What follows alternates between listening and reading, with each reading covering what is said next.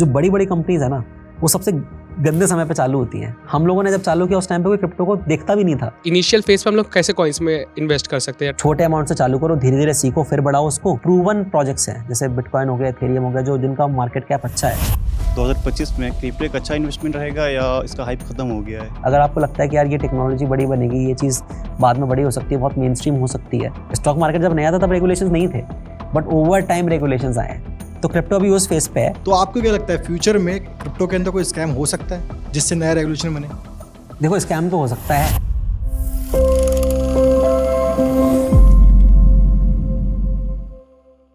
This video is made for educational purposes only and are not meant for financial advice. Viewers are recommended to consult registered financial and investment advisors before making any investment. We disclaim all liability for any loss or damage as a result of any investment that you may consider. We do not promote any finance or investment related courses or products through this channel. Hi sir, my name is Asghar and मेरा question ये है कि 2025 में crypto एक अच्छा investment रहेगा या इसका हाइप खत्म हो गया है? आपको लगता है हाइप खत्म हो गया है इसका? आई डोंट नो बिकॉज मैं बिगनर हूँ इसमें अभी। अच्छा Yes. नहीं, देखो मेरे को लगता है कि अभी भी बहुत अर्ली है ना। अभी भी मतलब ये मान के चलो, ये इंटरनेट का जैसे 1990 और 2000 में चलता था ना, क्रिप्टो भी उस स्टेज पे है। तो अभी तो बड़ी कंपनी जैसे अमेजोन है, उतनी बड़ी कंपनी निकली भी नहीं है। मतलब ऐसे बहुत सारे प्रोजेक्ट्स अभी बनने बाकी हैं। तो शॉर्ट आंसर इज, अगर आप लॉन्ग टर्म के हिसाब से सोच रहे हो, है ना, 2-3 महीने में उतार चढ़ाव से आपको परेशानी नहीं होनी चाहिए। और मार्केट ऊपर नीचे होता रहता है, मार्केट का काम है ऊपर नीचे होना। बट अगर आप लॉन्ग टर्म 5-10 साल के हिसाब सोच रहे हो तो डेफिनेटली अच्छा है। Again no financial advice, but आप डाइवर्सिफाई कर सकते हो, करना चाहिए ताकि आपका पोर्टफोलियो डाइवर्सिफाइड रहे। तो वो है। और दूसरा इसकी hype is not the right word to use. Hype तो मतलब ऐसा होता है कि नई चीज़ों की आती है, एआई की आती है, वो बहुत सब्जेक्टिव है। तो मेरे को लगता है हाइप के चक्कर में इन्वेस्ट नहीं करना चाहिए। अगर आपको लगता है कि यार ये टेक्नोलॉजी बड़ी बनेगी, ये चीज़ बाद में बड़ी हो सकती है, बहुत मेन स्ट्रीम हो सकती है, तो फिर कोई टाइम लेट नहीं होता। This is still early, because आपके आसपास आप 10 लोगों से बात करो, कितने लोग समझते हैं? बहुत कम लोग समझते होंगे। इससे ये साबित होता है कि ये अभी भी अर्ली है और you are not late, you are still very early adopter of this technology if you still come in now. क्योंकि अभी इतना मेन स्ट्रीम नहीं हुआ है। जब मेन स्ट्रीम होगा तब तक ऑलरेडी बड़ा हो जाएगा। तब बिटकॉइन 1 लाख का नहीं होगा, तब 5 लाख 10 लाख का होगा। फिर आपके रिटर्न्स भी उस हिसाब से कम हो जाएंगे। तो वो ये कि मतलब ये देख के फिर आप शुरुआत कर सकते हो। मेरा पॉइंट ये था कि शुरुआत करना चाहिए।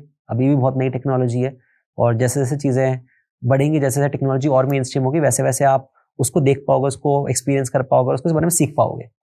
तो अभी बिल्कुल लेट नहीं है मेरे हिसाब से। ये 2017 में मेरे को लगता था यार मैं लेट तो नहीं हो गया, मेरे को चालू करना भी चाहिए CoinDCX।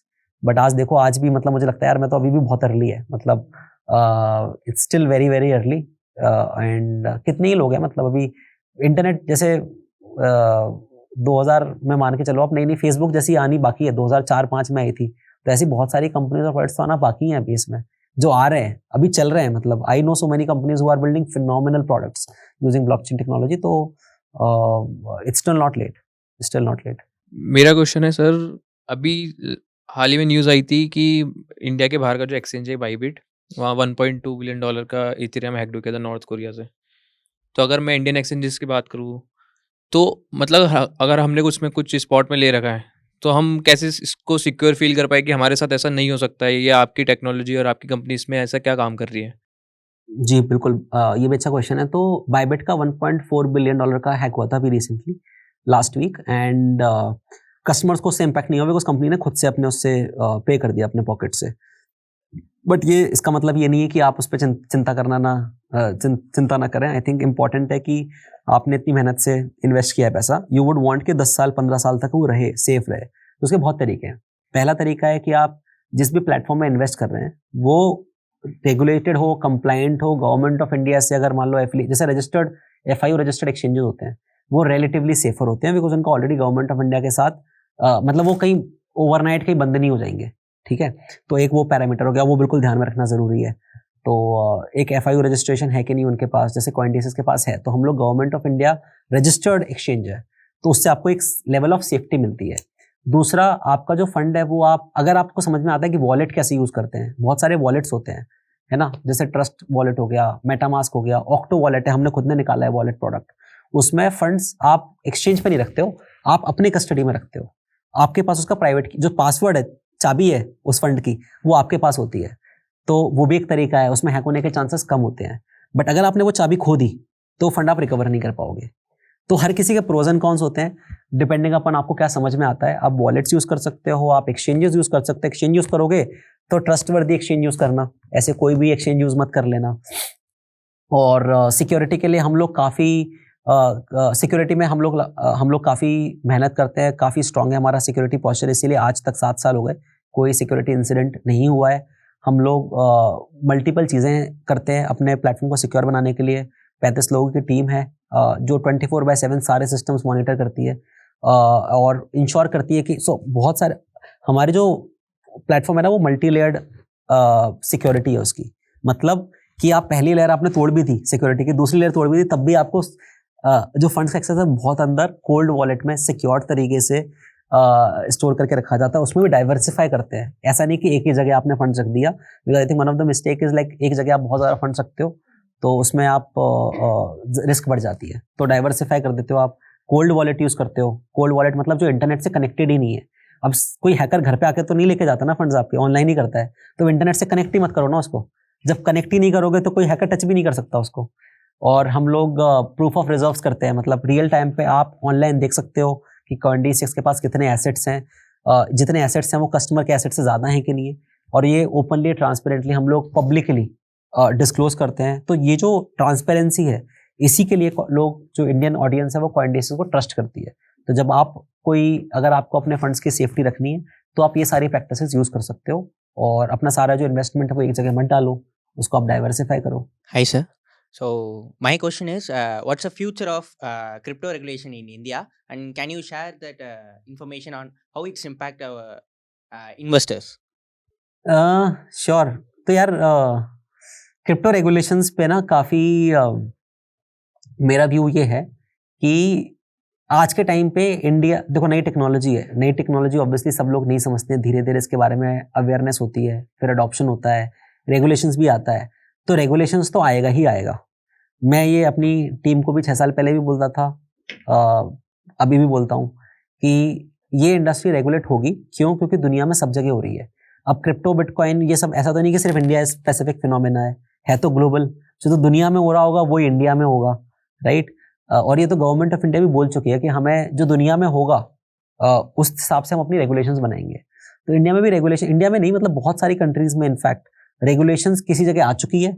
ऐसी कंट्रीज हैं जो रेगुलेशंस पे काम कर रही हैं और ऐसी कंट्रीज भी हैं जिसमें रेगुलेशंस आएंगी, राइट। तो रेगुलेशंस का मेरा मानना है कि ये इंडस्ट्री में रेगुलेशंस आएंगी, इंडिया के अंदर भी रेगुलेशन आएंगी और हम भी इस पे एज Coindesk काफ़ी काम कर रहे हैं। लोगों से मीटिंग करते हैं, बताते हैं कि देखो रेगुलेशन का ये फ़ायदा होगा, आम इंसान की प्रोटेक्शन बढ़ जाएगी, अडॉप्शन के लिए फ़ायदा होगा, लोग समझेंगे, सीखेंगे। तो रेगुलेशंस तो इनेविटेबल है। और यूएस में आपने देखा होगा कि अब तो यूएस गवर्नमेंट भी काफ़ी प्रोएक्टिवली इस इंडस्ट्री को सपोर्ट कर रही है। तो जब यूएस कुछ काम करता है तो ऑब्वियसली वो टेक्नोलॉजी में बाकी कंट्रीज भी देखती हैं, तो वो भी उनको भी अपने कंट्री में, अपने देश में रेगुलेशंस लाना पड़ता है। बिकॉज ऐसी आई थिंक बहुत सारी इंडस्ट्रीज हैं जिसमें रेगुलेशंस डे 1 पे नहीं होती, बट धीरे धीरे रेगुलेशंस आती हैं। स्टॉक मार्केट में भी सेम हुआ है। स्टॉक मार्केट जब नया था तब रेगुलेशंस नहीं थे, बट ओवर टाइम रेगुलेशंस आए हैं। तो क्रिप्टो भी उस फेज पे है और जब रेगुलेशंस आएंगे तब बड़े बड़े लोग, कंपनीज, फैमिली ऑफिसेस, कॉर्पोरेट्स, बड़ी बड़ी कंपनीज अपना पोर्टफोलियो थोड़ा बहुत बिटकॉइन में डालेंगी, है ना। तो आपको उनसे पहले रहना है, आपको लेट नहीं होना। आपको ये नहीं करना कि हाँ पहले, तब तक तो मतलब तब वो मास अडॉप्शन वाला फेज होगा कि हर कोई कंपनीज और हर इंसान मतलब अब इसको समझ रहा है, सीख रहा है, रेगुलेशन है और फिर उसमें एक्सपोजर ले रहा है। बट आज के टाइम पे ऐसे बहुत सारे लोग हैं जो इस टेक्नोलॉजी को समझते हैं, वो उसमें इन्वेस्ट कर रहे हैं ऑलरेडी। तो जब रेगुलेशन आएंगे तब तो मेरे को लगता है वो मेन स्ट्रीम की तरफ बढ़ता जाएगा और जितना जितना मेन स्ट्रीम की तरफ बढ़ता जाएगा वैसे वैसे वॉलेटिलिटी कम होगी, रिस्क कम होगी, तो आपका रिटर्न भी कम होगा। तो वो इक्वेशन है, depending upon how much conviction you have. तो सर जैसे कि आपने बताया कि रेगुलेशन क्रिप्टो के अंदर इन फ्यूचर में आ सकते हैं, तो जैसे आपने एग्जांपल बताया कि शेयर मार्केट में भी धीरे धीरे आए, तो वहां पर अगर हम हिस्ट्री देखें तो शेयर मार्केट में तब आए जब कोई ना कोई स्कैम आया जी, जिससे उससे बचा जा सके। तो आपको क्या लगता है फ्यूचर में क्रिप्टो के अंदर कोई स्कैम हो सकता है जिससे नया रेगुलेशन बने? देखो स्कैम तो हो सकता है, पर स्कैम होगा तभी रेगुलेशन आया, वो मैं उससे एग्री नहीं नहीं करता। तो आपको ऐसा क्या लगता है कि किस चीज पर ऐसा हो सकता है, नहीं, या काम फिर चल रहा है उस पे, तो बहुत सारी चीजें हुई भी हैं, इंडिया में हुई हैं, ग्लोबली हुई हैं, FTX आपको पता होगा, तो उससे, हाँ वजीर एक्स है, FTX है, तो जब ये इवेंट होते हैं तो सरकार को लगता है कि हाँ हमें रेगुलेशन करना चाहिए, जिससे आम इंसान प्रोटेक्ट होता है ना, तो और स्कैम होनी नहीं चाहिए यार, मतलब बट आई थिंक मुझे इसलिए लगता है ऐसा नहीं कि स्कैम आएगा तो ही रेगुलेशन होगा, रेगुलेशन बस कॉम्प्लेक्स होता है, इतना आसान नहीं है, नई टेक्नोलॉजी और बहुत फास्ट इवॉल्व हो रही है, मतलब 2 साल पहले क्या था और आज में बहुत फास्ट चीजें आगे बढ़ रही हैं, तो रेगुलेशंस अगर आप आज लिख दोगे ये रेगुलेशन है, टेक्नोलॉजी तो बढ़ चुकी है आगे, टेक्नोलॉजी हमेशा आगे रहती है लॉ से, लॉ तो धीरे धीरे कैचअप करता है, रेगुलेशंस धीरे धीरे कैचअप करती है, टेक्नोलॉजी तो पहले आती है, AI की रेगुलेशन है क्या, बट इंडस्ट्री तो बढ़ रही है ना, ग्रो कर रही है। तो क्रिप्टो के बारे में तो हमने बहुत जान लिया, तो यहाँ पर मैं ये जानना चाहता हूँ कि जैसे कि जब आपने कॉइन DCX की शुरुआत की, जी। 2018 में शुरू हुआ था, और मैं 2020 से मतलब मैं यूज़ कर रहा हूँ कॉइन DCX को, तो मैं यहाँ पर ये जानना चाहता हूँ कि कोई भी अगर स्टार्टअप करता है इस फील्ड के अंदर, तो शुरुआत में आपको क्या क्या प्रॉब्लम्स आई, किन किन चीज़ों का आपने सामने किया, मतलब फंड्स की भी प्रॉब्लम्स आई होंगी, और जब आपने गवर्नमेंट से अप्रूवल लिया तो वहाँ पर भी काफ़ी सारी प्रॉब्लम्स आई होंगी आपको, तो कोई ऐसा इंसिडेंट आपको याद है जो आप हमें बता सकें? यार तो मैं वो काफी मतलब मैं बोलता हूँ कि एक स्टार्टअप करना एक अलग जर्नी होती है, ठीक है, क्रिप्टो में स्टार्टअप करना है इज लाइक स्टार्टअप प्लस, ठीक है, तो मतलब उसमें आप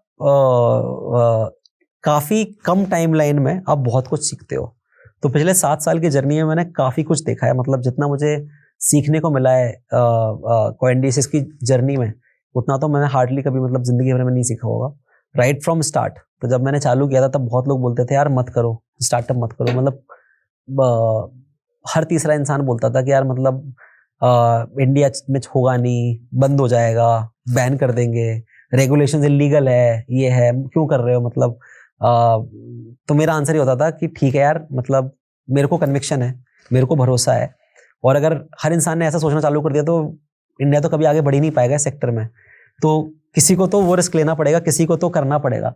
तो राइट फ्रॉम डे वन काफ़ी रिस्क आए थे, 2-3 इंस्टेंसेस बताता हूँ। तो हम लोगों ने अप्रैल 2018 में शुरुआत की थी प्लेटफॉर्म की, तो जनवरी 2018 से काम चालू किया, मैं मुंबई आया, मुंबई में प्लेटफॉर्म पे कोडिंग करना चालू करी, एक्सचेंज बनाना चालू किया, और एक्सचेंज लॉन्च करने ही वाले थे, आई थिंक 1 हफ्ते पहले हम लोगों का प्लान था 7-8 तारीख को लॉन्च करने का, और बस 4-5 दिन बचे हैं और मैं इंटरव्यूज ले रहा हूँ, टीम बना रहा हूँ, हायरिंग कर रहा हूँ, और सडनली एक किसी का इंटरव्यू ले रहा था, जो मेरा को फाउंडर है नीरज, उसका कॉल आया कि न्यूज़ देखी क्या? मैंने बोला क्या हुआ? तो उसमें पता चलता है कि RBI 2018 की बात है, RBI ने सर्कुलर निकाला है कि क्रिप्टो बिजनेसेस बैंक के साथ काम नहीं कर सकते, और हम लोगों को लॉन्च करना है प्लेटफॉर्म, और सारा सबको कुछ बना रखा है, अनाउंस कर दिया कि यार ये इस तारीख को लॉन्च डेट है, और कस्टमर्स को बोल दिया कि यहाँ से हम साइन अप वगैरह लेना चालू करेंगे। तो वो भी देखा है। उसके पहले जब लोगों ने मना किया था कि मत लॉन्च करो, तब भी उनको बोला कि यार नहीं, मेरे को कन्विक्शन है और ये करूँगा, ये करेंगे क्योंकि इवेंचुअली ये मेन स्ट्रीम होगा, ठीक है। तो उसके बाद जब लॉन्च किया तो 2 साल तक फिर RBI का वो सर्कुलर चला, फिर हम लोगों ने प्रोडक्ट को पिवट मारा ओवरनाइट कि लॉन्च तो करेंगे उसी तारीख को, बट अब वो नहीं करेंगे, दूसरे तरीके से लॉन्च करेंगे। तो वो क्या 2 साल चलाया, नए नए प्रोडक्ट्स निकाले, नया नया इनोवेशन किया, बहुत प्रोडक्ट्स लोगों को पसंद आए, बहुत सारे नहीं भी आए, बट वो 2 साल करते रहे। और उसमें जब वो सर्कुलर आया था, उसमें सुप्रीम कोर्ट में केस चल रहा था, तो कॉइन DCX ने उस केस को लड़ा भी, फाइट भी किया, और खुशी की बात है कि 2020 में ये ओवरटर्न हो गया, सुप्रीम कोर्ट ने इंडस्ट्री को राहत दी, और उसके बाद वापस से बैंक लोगों ने काम करना चालू किया। और जब आप ऐसी चीज़ का पार्ट होते हो ना, जिसमें आप थोड़ा, जिसलिए बोलता हूँ रेवोल्यूशनरी टेक्नोलॉजी है, आपको भरोसा है, तो वो ना इतना आसान नहीं होता अगर प्रोडक्ट बना दिया और कंपनी बड़ी बन जाएगी। फिर आपकी एक्सपेक्टेशन, आपको बहुत सारी प्रॉब्लम सॉल्व करनी पड़ती है। तो हमने वो उतार चढ़ाव काफ़ी देखे, मतलब उस टाइम पर ऐसा लग रहा था पता नहीं अब क्या डिसीजन ले लिया, करें नहीं करें, बट ये क्लियर था कि हाँ, मतलब ये चीज़ें तो आनी ही आनी है। और हम लोगों ने ऐसा टाइम पे चालू किया था जो एब्सोल्यूट वर्स्ट था। तो जो बड़ी best of the companies are built in worst of the times. जो बड़ी बड़ी कंपनीज है ना, वो सबसे गंदे समय पे चालू होती हैं। हम लोगों ने जब चालू किया उस टाइम पे कोई क्रिप्टो को देखता भी नहीं था, ठीक है। और चूंकि हम लोगों ने उस टाइम पे चालू किया ना, तो हमारी हिम्मत इतनी बढ़ गई कि अब कोई भी ऊपर नीचे आ जाए, हमें फर्क नहीं पड़ता। हम as a company is very resistant to all of those scenarios. उसके बाद भी काफ़ी मुश्किलें आई, आपने देखा होगा, टैक्स लग गया तो भी देखा। उसके बाद बहुत सारे चैलेंजेस आए इंडस्ट्री को, तो वो हमने देखे, और एवरी टाइम कोई चैलेंज आता है तो हम लोग मेहनत करते हैं और उससे स्ट्रांग बन के निकलते हैं, क्योंकि हमने देखा है वो जब बच्चा बड़ा होता है तो मतलब फॉर एग्जांपल मेरी पर्सनल लाइफ में बहुत हार्डशिप्स थे, अगर वो हार्डशिप नहीं देखे होते ना तो आज मैं इतना स्ट्रांग नहीं बन पाता शायद। वो जो मैंने चैलेंजेस देखे, वो जो परेशानियां देखी, वो मेरी स्ट्रेंथ है एक्चुअली, वो मेरी स्ट्रेंथ है, और उसी से एक स्टार्टअप फाउंडर की लाइफ में काफ़ी चैलेंजेस होते ही होते हैं।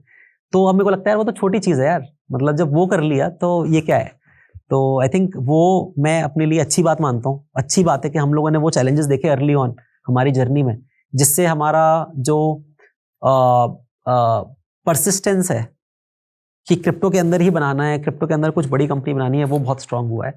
कई बार ऐसा भी होता है कि पैसे ही खत्म हो गए, तो एक बार ऐसा था कि यार अब सैलरी देनी है टीम की और पैसे नहीं है, और मतलब 4 दिन बाद सैलरी देनी है, और किसी एम्प्लॉय को सैलरी टाइम पे लेट नहीं होनी चाहिए, क्योंकि उनको दिक्कत नहीं आनी चाहिए। देखो हम एज अ फाउंडर तो ले लेंगे प्रॉब्लम, कोई प्रॉब्लम नहीं है। तो फिर जो मेरा को फाउंडर है उसने अपने घर से उधार लिए 5 लाख रुपए, वो 5 लाख रुपए दे के उन लोगों की सैलरी दी टाइम पे, और फिर पैरेलली फंड रेजिंग चालू करी। तो फंड रेजिंग हुई तो वापस से वो फिर जाके गाड़ी वापस ट्रैक पे आई। तो ये ऐसी काफ़ी चीज़ें हैं। हम लोग फंड रेजिंग कर रहे थे, जब मैं बताया था ना 2018 में लॉन्च करने वाले थे अप्रैल में, तो फंड रेजिंग कर रहे थे। अब हमने प्लेटफॉर्म तो बना लिया, पैसे भी बहुत सारे खर्च हो गए। अब ज़रूरत है कि यार मतलब फंड रेजिंग करते हैं और फास्ट ग्रो करते हैं इसको। तो 12 इन्वेस्टर्स थे जिन लोगों ने बोला था कि हम पैसा डालेंगे, किसी ने बोला 10 लाख रुपए डालेंगे, किसी ने 15 लाख 20 लाख, ऐसे करते करते 1 करोड़ रुपए, मतलब थोड़े बहुत राउंड वगैरह किया। और जैसे ही वो न्यूज़ आई ना तो बैक टू बैक मेरे इनबॉक्स में मतलब 5-6 ईमेल पड़े थे कि यार sorry we can not invest because we don't believe कि इंडिया में क्रिप्टो चलेगा, मतलब इंडिया में क्रिप्टो कुछ होगा भी। तो वो बैक टू बैक मेल्स आए थे, और एवरी मेल जो मैं देखता था मेरा हार्ट ब्रेक होता था कि यार शिट, इतनी मेहनत करी है, इतना पैसा लगाया है, और अब तो सब लोग बैकआउट कर रहे हैं। और वो जो हमने राउंड रेस किया था वो $1 मिलियन का किया था, मतलब $1 मिलियन की कंपनी थी, आज $2 बिलियन की कंपनी है, $2 बिलियन से ऊपर की है। तो जिन लोगों ने इन्वेस्ट किया था उस टाइम पे उनको फायदा मिला।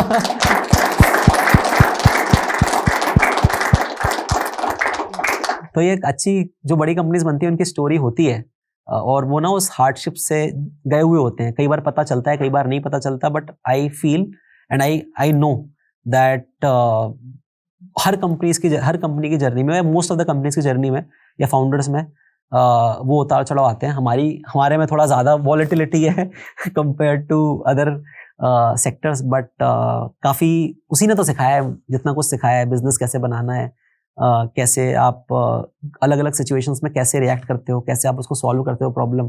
तो अब उससे इतना कॉन्फिडेंस आ गया है कि यार अब लाइफ में कोई भी प्रॉब्लम आएगी ना, पर्सनली या बिजनेस की दुनिया में, पता है कैसे सॉल्व करना है, और कैसे काम कंपोज रह के आराम से उससे ये नहीं करना यार प्रॉब्लम सॉल्व करना ऑब्जेक्टिव नहीं है, प्रॉब्लम तो सॉल्व हो ही जाएगी, उतना तो पता ही है, मेहनत करेंगे तो क्यों नहीं होगी, बट उस प्रॉब्लम को कैसे सॉल्व करना है, क्या करना है, और जब वो सॉल्व होती है ना तो जो मजा आता है, जो कॉन्फिडेंस आता है, वो फिर आप उसके लिए जीते हो, उसके लिए आप बिजनेस बनाते हो। Hello sir, my name is श्लोक। सर मेरा क्वेश्चन ये है, जैसे कि अभी आपने भी कहा, और जैसे स्टॉक मार्केट में होता है कि आपको इनिशियल फेज में एनालाइज करना होता है कि कौन सा प्रोजेक्ट अच्छा है, या कौन सा टोकन अच्छा है, या कौन सा स्टॉक अच्छा है।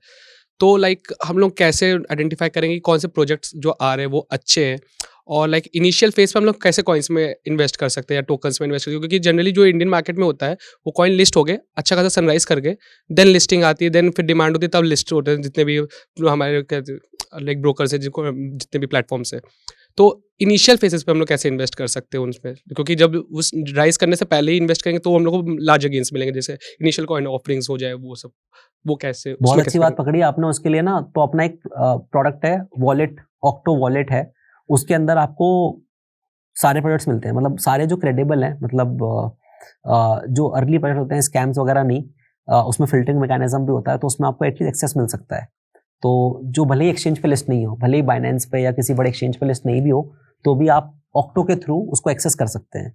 उसको एक्सेस करने के 2 तरीके हैं, या तो आप ऑक्टो वॉलेट इंस्टॉल करके वहाँ पे आप सर्च करके ले सकते हैं। आपको पता है ट्विटर पे आपने देखा यार ये प्रोजेक्ट अच्छा है, तो आप वहाँ पे सर्च करेंगे, मोस्ट लाइकली मिल जाएगा।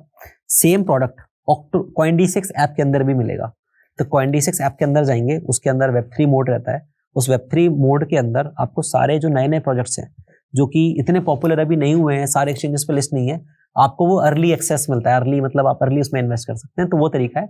अगर आपको पता है कि हाँ ये प्रोजेक्ट है, इसमें मुझे इन्वेस्ट करना है तो, और अगर नहीं पता कि मुझे किस में इन्वेस्ट करना है, बस मुझे चालू करना है, तो जैसे मैंने बताया, तो 2 प्रिंसिपल हैं, छोटे अमाउंट से चालू करो, धीरे धीरे सीखो, फिर बढ़ाओ उसको। और दूसरी चीज़ है कि जो प्रूवन प्रोजेक्ट्स हैं, जैसे बिटकॉइन हो गया, एथेरियम हो गया, जो जिनका मार्केट कैप अच्छा है, वहाँ से चालू करो, और धीरे धीरे फिर अपनी रिस्क, आप depending upon your risk appetite, आप बड़े नए प्रोजेक्ट्स में डाल सकते हो। सो सर, यूएई को बोलते हैं silicon valley of crypto market, right? तो आपको क्या लगता है इंडिया में ये कब तक पॉसिबल होगा? इंडिया में कब तक क्रिप्टो मार्केट मतलब इस लेवल पर होगा कि हम भी कुछ ऐसा विजन देख सकते हैं? यस। क्रिप्टो हब, हाँ यार, हमारा प्लान तो यही है। मतलब मैं तो काफ़ी पैशनेट हूँ ये प्रॉब्लम को सॉल्व करने में, कि इंडिया को वर्ल्ड में क्रिप्टो लीडर बनाना है, और इसके लिए हम लोग लगे रहते हैं। और इसीलिए हम लोग उसके लिए जो भी करना पड़ेगा, भले वो एजुकेशन करना पड़े, ऑन ग्राउंड इवेंट करना पड़े, वो सब करते रहते हैं, और 4-5 साल से करते आ रहे हैं। मेरा सपना है कि ऐसा होगा। इंडिया ने इंटरनेट में बड़ी कंपनीज नहीं बनाई है, अनफॉर्चुनेटली नहीं बना पाए, बिकॉज अपन लेट हो गए। बट क्रिप्टो के अंदर, वेब3 के अंदर इंडिया से बड़ी कंपनीज आनी चाहिए। कुछ आई भी हैं, बड़े बड़े प्रोजेक्ट्स आए भी हैं, और बट आने वाले 5-10 सालों में अगर आप देखेंगे, next Amazon, next Facebook, next Google India से बनना चाहिए। वो एक एस्पिरेशन है, वो एक सपना है, और उसके लिए अपन काम करते हैं। जैसे कि हम लोग बाय द वे ये चीज़ भी करते हैं कि जो नया कोई कॉलेज स्टूडेंट है, या कोई भी बंदा है जिसको लगता है मुझे एक स्टार्टअप खोलना है, तो हम लोग इन्वेस्ट भी करते हैं। बिकॉज जब हम छोटे थे, हमारी कंपनी छोटी थी, तब किसी ने हम में इन्वेस्ट नहीं किया, मतलब बहुत मुश्किलें आई। तो हम चाहते हैं कि यार किसी यंग 3-4 लोगों का कॉलेज स्टूडेंट का ग्रुप है, उनको इसमें कुछ स्टार्टअप करना है, तो उनको पैसों की कमी नहीं आनी चाहिए। तो हम लोगों ने इन्वेस्ट भी किया ऐसे कंपनीज में, और सपोर्ट भी करते हैं उनको, अपने प्लेटफॉर्म से जो भी वैल्यू ऐड कर सकते हैं वो भी किया है हम लोगों ने। तो ऐसी काफ़ी चीज़ें करते रहते हैं। और इंडिया में, आप माने ना माने, बट इंडिया में क्रिप्टो का अडॉप्शन बहुत अच्छा है। इनफैक्ट एक रिपोर्ट आती है, चिनालिसिस की रिपोर्ट आती है, पिछले 2 साल में India on ground grass roots adoption में, इंडिया पिछले 2 सालों में बैक टू बैक रैंक 1 है ग्लोबली रैंक 1 है India in terms of grass roots adoption.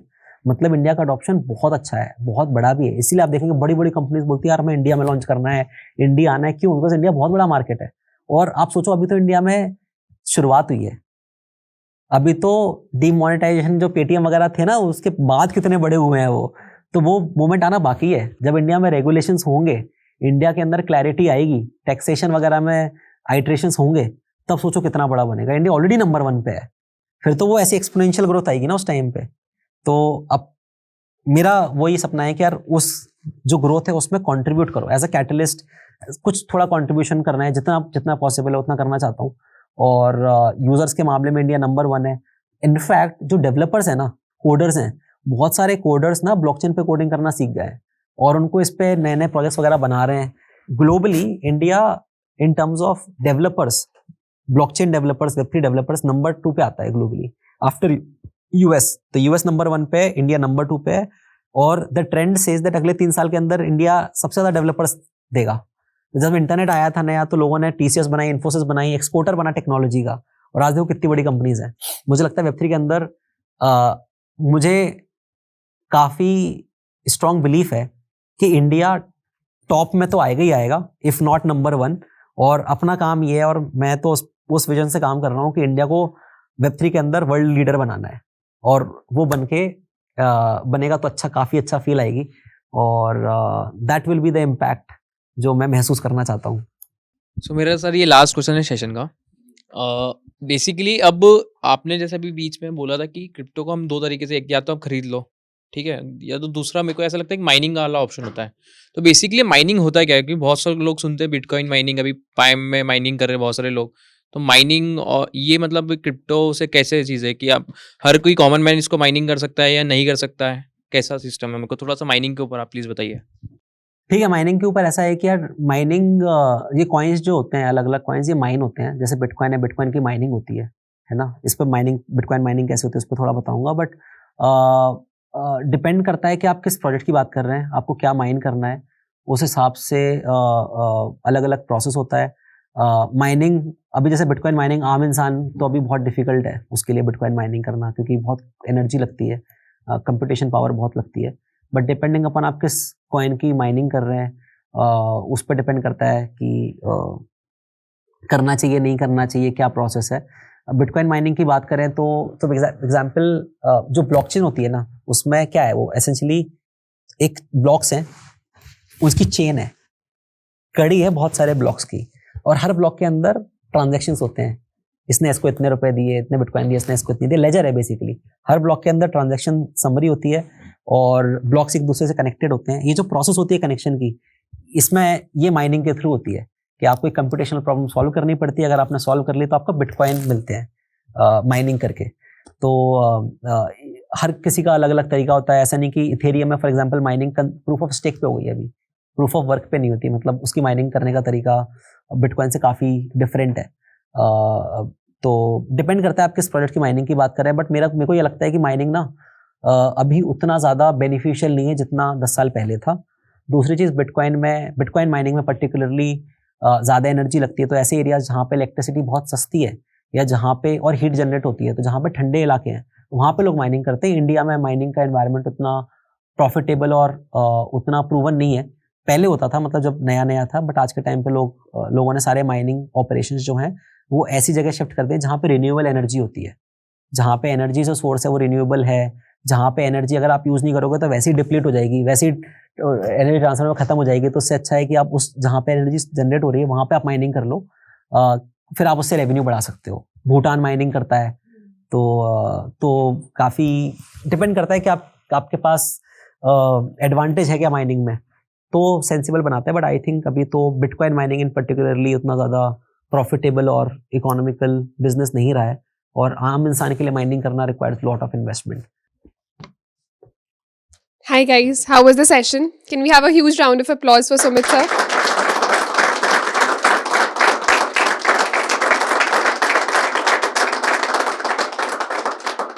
I hope आज का सेशन बहुत ही इंसाइटफुल रहा होगा। एक चीज़ का हमें ध्यान रखना है कि ये मार्केट इवॉल्व हो रहा है और हमें सीखना बंद नहीं करना है, ठीक है। Thank you Sumit sir for being here and to all the attendees for being present here. I wish आपको मज़ा आया होगा, बहुत कुछ सीखने को मिला होगा। मिलते हैं एक और नए सेशन में with some new ideas but with the same energy.